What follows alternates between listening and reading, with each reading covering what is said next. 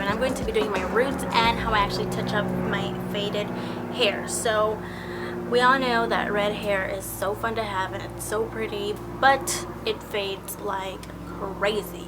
If you just go into the shower, you will just bleed red hair every single time. So of course you want to go ahead and minimize that by using cold water, not washing your hair so often, etc, etc. But that's a whole different topic on a different video. So anyway, today I'm going to show you guys how to retouch it after all of that happens, because it does happen. So let's go ahead and start with how I touch up my roots.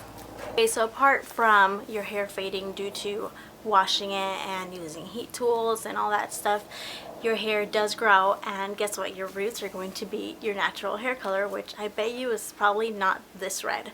So what I use is a L'Oreal Hicolor Highlights in the color Magenta. I use it with a 20 volume developer because my hair is not resistant to taking color. Plus, virgin hair is really easy to take color and it'll process a lot faster than color processed hair. So for me, 20 volume works, but if your hair is like super resistant, you might want to go for a higher volume, like a 30 volume, and I wouldn't use 40 at home. I would leave that to the professionals. So for me, I use a 20 volume and I use it in Magenta. So of course you want to go ahead and mix this. I used only about half of the tube because it's just for my roots, and mix it with double the developer.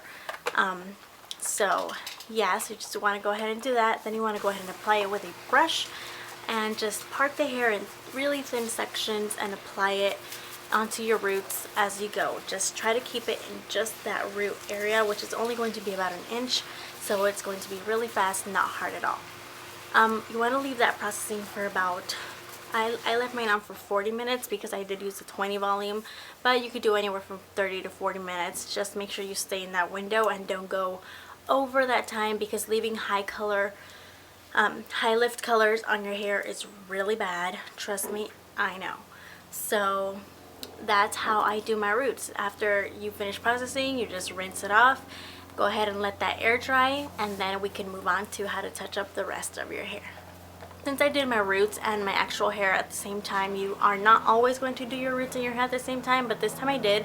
So I went ahead and I used a blow dryer to dry my hair, since I had already processed my roots. I didn't do it at the same time because by the time I did my roots and by the time I finished applying it to the rest of my hair, my roots were going to be done, and then there was going to be no time for me to leave the semi-permanent color on. I hope that makes sense. So that's why I did it in 2 separate sections. I did my roots first, then I'm going to go ahead and apply this semi-permanent color. So for applying faded hair, what I used this time was half red, which is what I always use, and you normally dilute this with like conditioner, but this time I wanted a more pink based red because you guys know I love the pink based reds versus the orangey type reds. They just fade nicer, complement my skin tone a lot better. So I decided to mix in magenta. So I did half red, half magenta, and I turned out with this color, which right now looks like a pretty normal red, but it does have more of a pink base. So in certain lighting you do see like the reflection of the pink in it, just a little bit. It's not like, whoa, she has pink hair. No, it's red with a pink base. So I just mixed that half and half, applied it to my hair. I did thin out the consistency just a bit with water.